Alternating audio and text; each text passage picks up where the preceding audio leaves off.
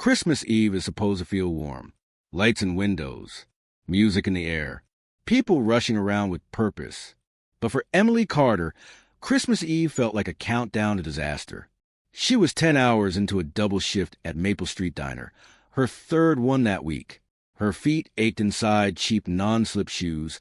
Her back screamed every time she bent to refill coffee. And her smile had started to feel like a mask glued to her face.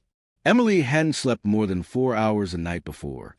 She'd stayed up doing math she already knew the answer to. Rent was due in 2 days. $1,150. Her bank account showed $287. No matter how she rearranged the numbers, the ending stayed the same.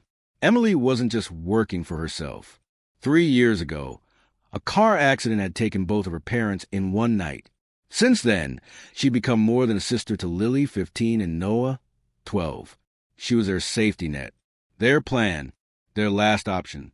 Every shift was a calculation of what she could afford to lose. As she wiped down the counter, her eyes drifted to the corner table. A man sat there with a small boy, just like every Saturday. The man's name was Daniel Brooks. Quiet, kind, early 40s. The boy, Evan, was maybe 4, coloring dinosaurs on placemat.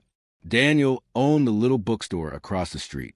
Emily knew that because Evan liked to tell everyone proudly. Emily always brought Evan extra napkins and a few extra marshmallows for his hot chocolate. Daniel always noticed, always smiled in a way that felt grateful without being awkward. Emily didn't know why she paid attention to them. Maybe because Daniel looked tired in the same way she felt. Or maybe because Evan reminded her of Noah when life was simpler. At 2:17 p.m., the diner door swung open sharply. Sandra Whitmore walked in like she owned the place. Designer coat, perfect hair, expression already annoyed. She chose a table, sat down, and immediately began listing everything that was wrong. The table was sticky.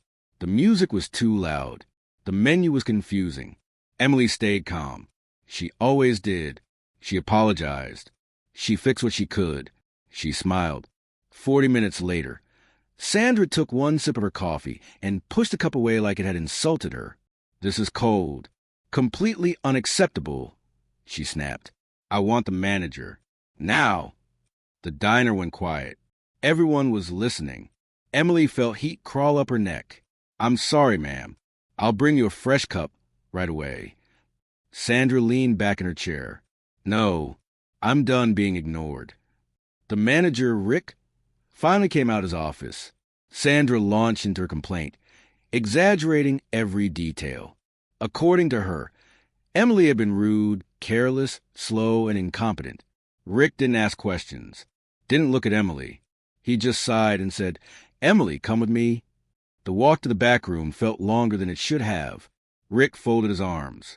"This isn't working out. You're fired." The words didn't register at first. "What?" Emily whispered. "It's Christmas Eve. I've worked here for 2 years. I've never had a complaint." Rick shrugged. "Customers matter more. Clean out your locker." Emily felt her chest tighten. "Please, I need today's tips. My siblings." "Leave," Rick cut her off. "Now." Emily walked back through the diner with shaking hands. Every step felt heavy. She grabbed her coat, trying not to cry. As she passed the corner table, Evan looked up. "Why are you sad?" he asked softly. "That did it." Emily turned away before the tears fell. She was almost at the door when a chair scraped loudly against the floor. Daniel stood up. He moved quickly, placing himself between Emily and the manager. "You just fired your best employee," Daniel said. His voice was calm, but firm enough to silence the room. Rick frowned. "This doesn't concern you." Daniel turned slightly, looking at Emily. "Does it?" Then he faced the diner. "I've watched her run this place alone during rush hours. I've seen how she treats customers, especially kids." He took a breath. "I own the bookstore across the street. I've been looking for a manager for months." The room went silent. Daniel looked directly at Emily. "If you want a job, it's yours. Starting tomorrow. Double the pay. Full benefits. Christmas Day off. Emily stared at him, stunned. "You don't even know me," she said. Daniel smiled gently.